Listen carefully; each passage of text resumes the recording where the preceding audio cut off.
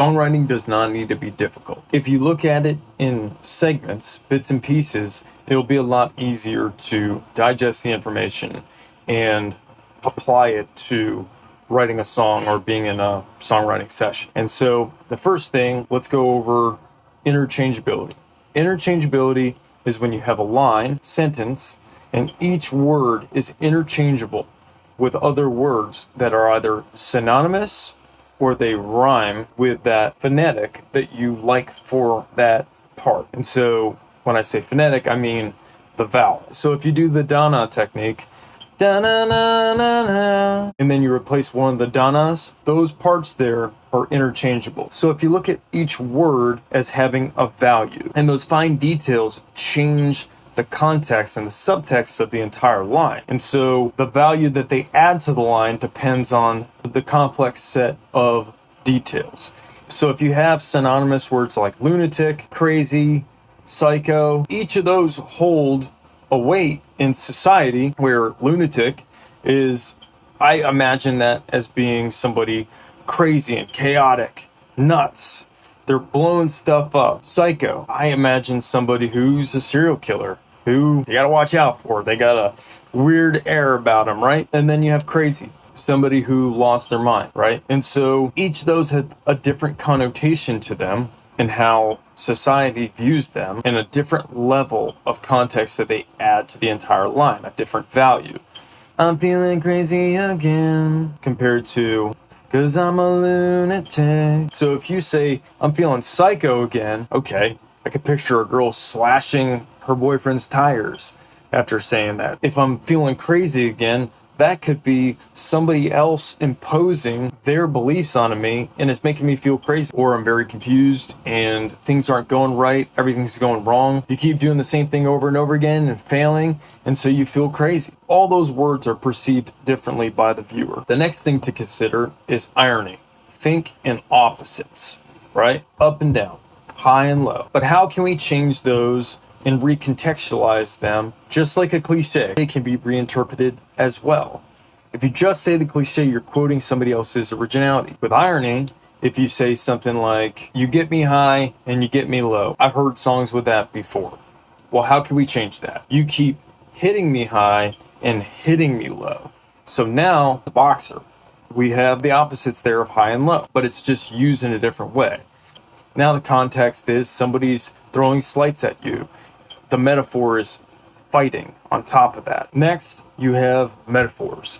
Metaphors are like similes, except they don't have like or as. So you're saying this is that, right? Or you could say she is the queen bee, the head of the hive. So you're stating it as a fact, and you're juxtaposing two things onto one another. And you could do the listing technique where you have the beehive, queen bee, and then you have her and her mentality. So if she has a queen-like mentality, she likes to have authority in a situation, that would be the queen bee, and the facets that are involved with her running a hive, sending the worker bees out. So juxtapose those ideas and those words onto her, the person, their mentality. Now, if we go back a step and we think of how we need to start the song, melody, in my opinion, is the most important thing. If it's a catchy jingle, the words will follow. They will fall into place. And when I say interchangeable, I'm saying that if you write a thought draft of all your thoughts and you condense it down to economy of words, so all your subtext, which is the message underneath, as long as you're authentic with that, the words can be interchangeable. And then you fit them in the slots of the syllables that are in the melody.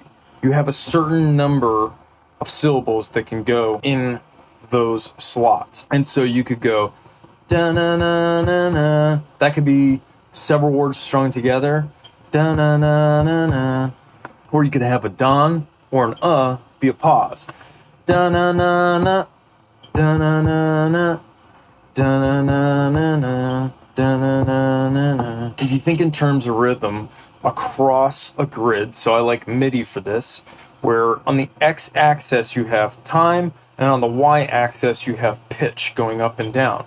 So if you have just one note, let's just say this table is the bottom row. In an Excel spreadsheet, this would be like the B roll, right here. So if you have da da da da da da da da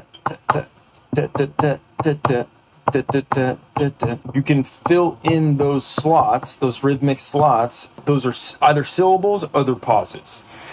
And then you put different pitches in there. If this was the pitch going up, it could be da na na na na na na na na na na na na na na na na. It looks something like that on the grid. One of my favorite websites to use when songwriting is RhymeZone.